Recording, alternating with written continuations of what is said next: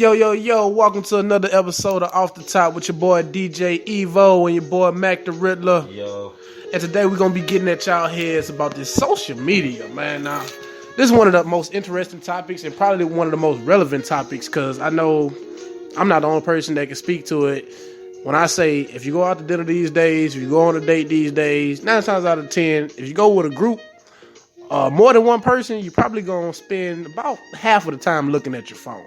Now, sometimes this is a little bit depressing to me. Sometimes this is a little bit disturbing to me. And most of the time, it's really just a lot of aggravating. So we're going to get into this topic today, and we're going to have 3 questions coming at y'all top. The first question is going to be like, how does it help? What are some of the benefits? What are some of the pros of social media? In your opinion, Matt, how does social media help you? Like, what are some of the things that it does to improve your life that you just can't see living without? Well, it helps me like keep up with people that I don't necessarily see every day on an everyday basis. You know what I'm saying? Yeah, that is true. And it's I don't necessarily have to talk to those people to check up on them either. You know what I'm saying? Right. So, the aggravating ones you don't want to see every day. yeah, like especially it could be non-family members, but I know especially like for family members, like if I always had those boring conversations with family members that I didn't see in a long time because it's always the basic. Right. Oh, how where you been? Yeah, how you doing? Okay. Where you work at now? Yeah, where you work at? You going to school or how school is? Okay. Social media, you on Facebook, whatever, you post daily things that you go throughout your life, so other people look at that and you know I can get a gist of what's going on. Right, and it's a more genuine feel versus that forced feeling of, oh, I got to talk to my nephew because I ain't seen him in years. Yeah, it's a more genuine comment. You see the post, you like it, you interested, you comment. If not, you can swipe by. Nobody never know you swipe. Right. So it does take away some of that social awkwardness that that as people we do have sometimes when we encounter people that we known for a short amount of times or a long amount of times.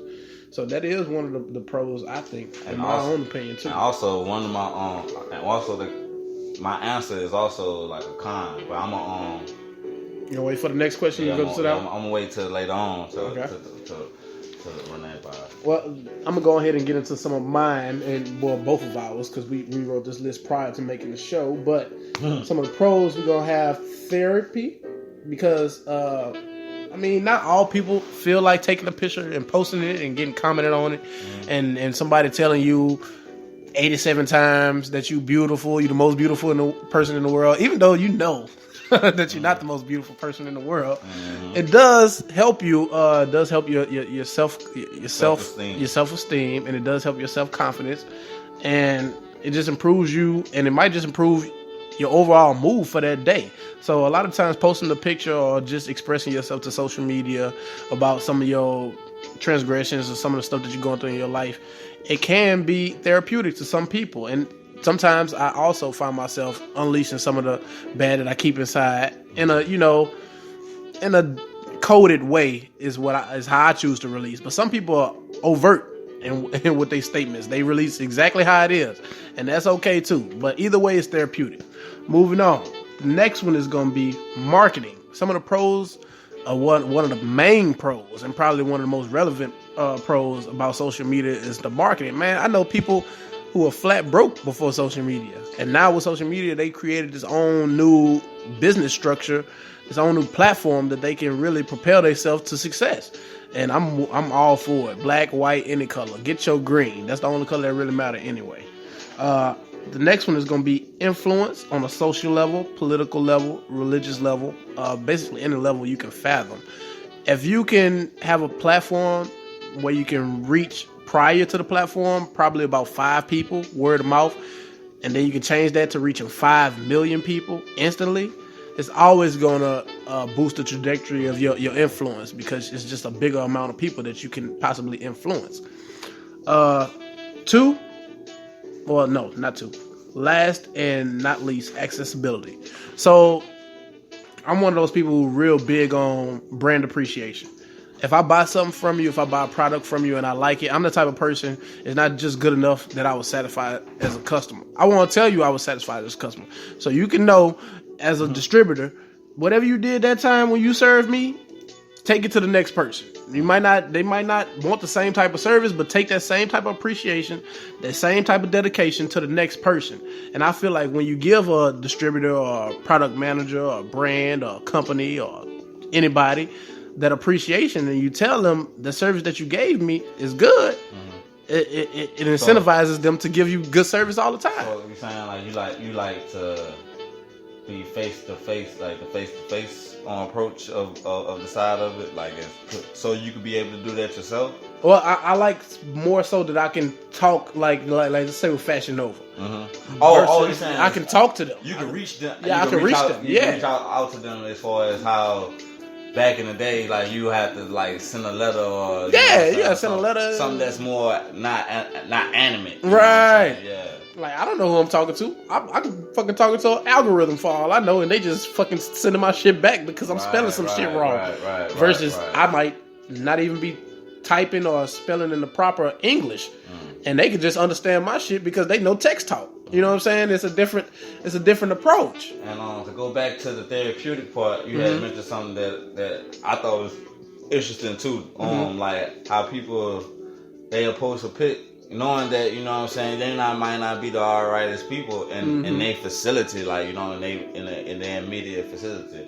But they post a pic and everybody, and, you know, other people that's not even in the same state, you so beautiful, you like that, you like that, so that boosts up the self-esteem. Because I always notice, to me personally, like when I step out of the Louisiana, I get so much mad love, you know what I'm saying? Just based off of, it could be my accent or whatever the difference. The difference in me than the people around me in that state. They, you know what I'm saying, they gravitate to it. So that's kind of like social media too, you know what I'm saying? Like, I'm not seeing these things around my immediate facility. So I could see these things on these outlets and reach.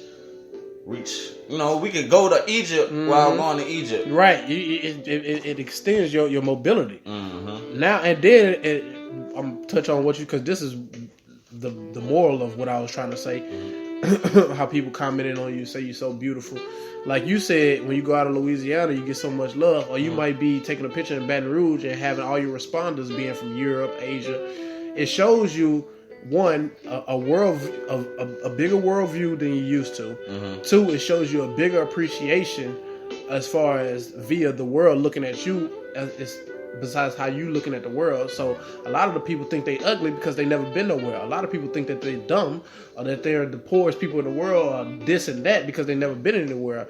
When you start to travel more, you start to realize other world views of yourself, and then it could either increase your view of yourself or decrease your view of yourself. So, and then the marketing part of it, I feel like it brings, in which we are now coming into an age of the individual, and it helps people to make their own money or get their own money. Like, how many people now are into YouTube and even doing this, what we're doing right now, it gives you that outlet to put that money back into your pocket. The money that you're putting out, you get that back in your pocket without giving it to this person because you couldn't do this, or giving this to this other person because you had to pay them to do something that you can now do for yourself. Right. If not even just the social media part of it, but technology, even if you want to be your own cameraman, you can do that from your phone. Anything you want to do now, it's like at a touch. At the tip of your fingers. And it's crazy, bro. Just think about it years ago, like,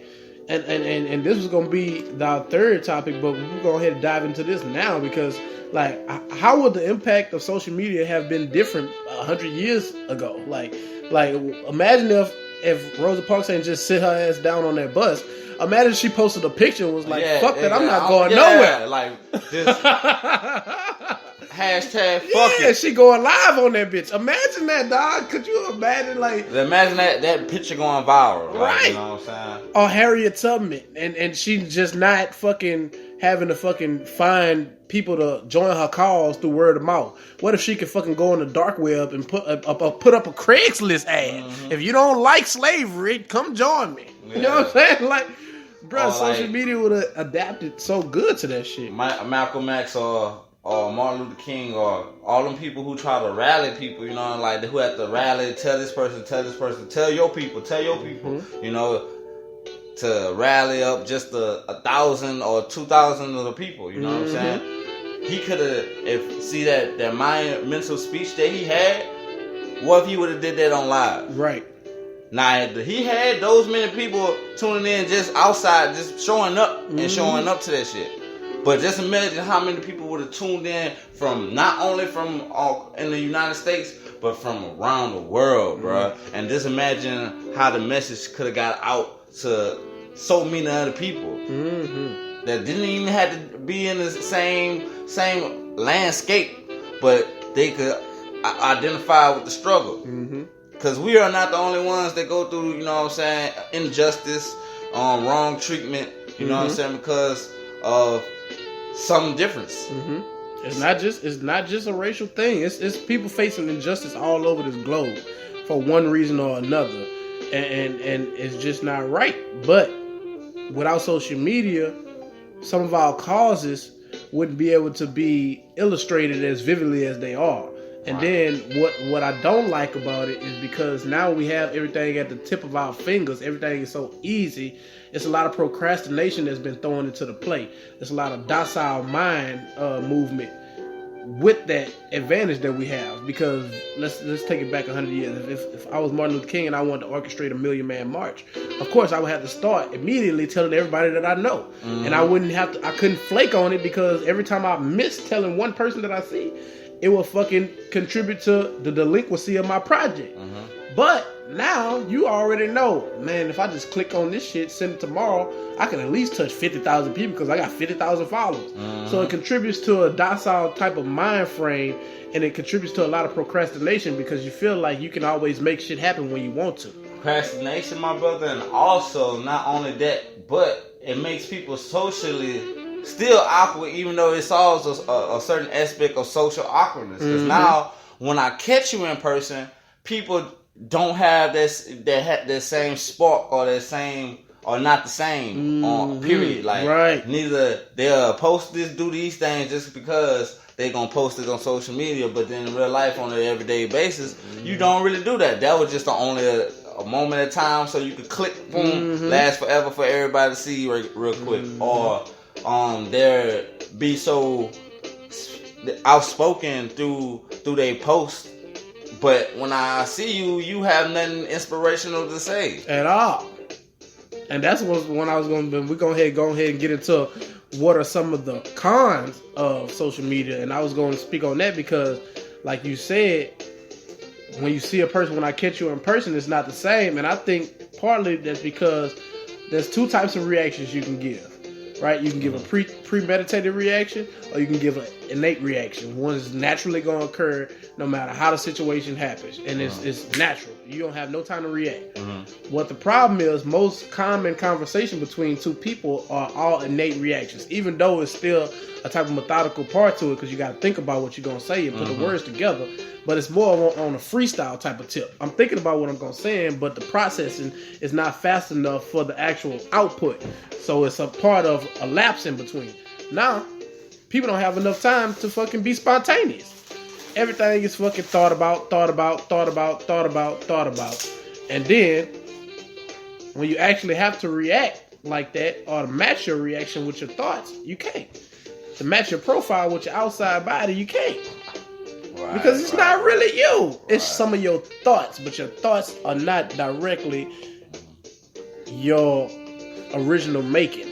You know what I'm saying? A child could be originally black, and he can think he want to be white. You know what I'm saying? So your thoughts are not always your innate reactions. Or like how we on one of our later episodes, how the guy was a cyborg. Or something Thought he was a cyborg. Now, you know what I'm saying? So we're going to go ahead and wrap this up. Y'all tell us what y'all think about this social media outlet and episode. This has been another episode of Off the Top with your boy Mac the Rilla and DJ Evo. Tune out.